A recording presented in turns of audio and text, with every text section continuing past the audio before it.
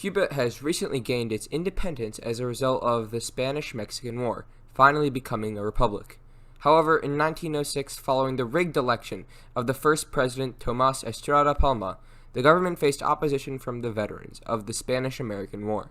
This opposition allowed the United States to take control of the island, and in 1909, the second president, José Miguel Gómez, was elected and the Cuban government was reestablished. Later came the Batista dictatorship and the rise of one Fidel Castro.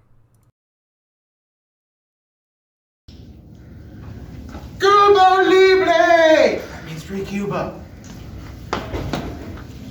Watch out, Castro! Oh. Out with you! You're captured. No! Come with mi me. amigo! No! Buenas noches! Move it.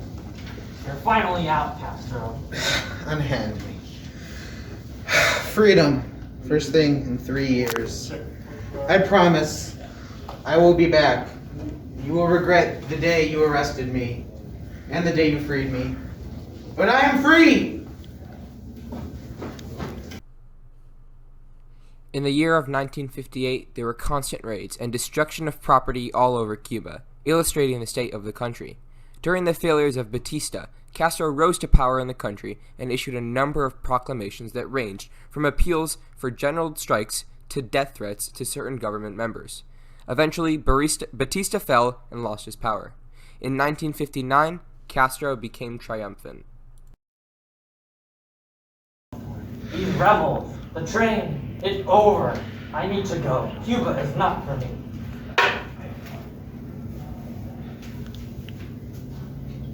We have one. Cuba e Libre. See.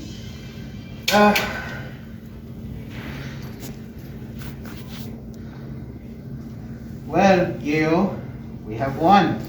Batista is gone, and on Marx's name, he will never return so long as I breathe. We will be free from America soon. Calm down, Castro. I did not fight with you for Cuba just to let you turn into a red Batista.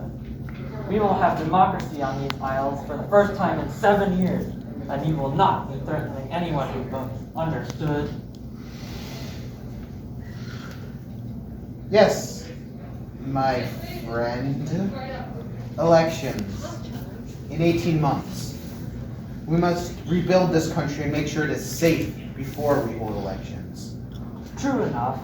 In the following 6 months, Castro has just announced land reform and the expropriation of large estates, largely owned by Americans, to the Cuban people. This decision was faced with heavy resistance from Manuel Urrutia Leo, leading to the eventual disbandment of the duo. Another 4 months pass, and it's now October 1959. America became dominant. The head of the Air Force has fled to America. But Castro would not go down without a fight, which led to the Cuban Missile Crisis. The aftermath of the Cuban Revolution is a period in Cuban history typically defined as starting in 1959 and ending in 1970. The period encompasses early domestic reforms, growing international tensions, and ending with the failure of the 1970 sugar harvest. I have a lot of sugar. Hey, Americo, you want to buy some sugar? No, thank you. We're cutting off all relations with Cuba. Screw you. Hey, Russia, want to buy some sugar? Yes, I love it. Awesome. Wait. No, this means that the Soviet influence in Cuba will grow. I need to do something quick. I'll overthrow Castro by the invasion of the Bay of Pigs. The invasion of the Bay of Pigs was a huge failure. The CIA had underestimated the strength of the Cuban armed forces. I have no choice. I'll have to listen to the Russians. Take their missiles, defend against the Americans. Russian missiles will be going in Cuba. This caused the Cuban Missile Crisis, a dangerous confrontation between the United States and the Soviet Union during the Cold War, and was the moment when the two superpowers came closest to nuclear conflict.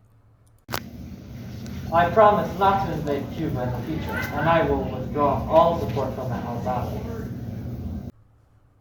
Between 1959 and 1980, an estimated 500,000 Cubans left the island for the United States for both political and economic reasons. 125,000 left in 1980 alone, when the Cuban government briefly permitted any Cubans who wished to leave to do so. By 2010, the Cuban-American community numbered over 1.9 million, 67% of whom lived in the state of Florida.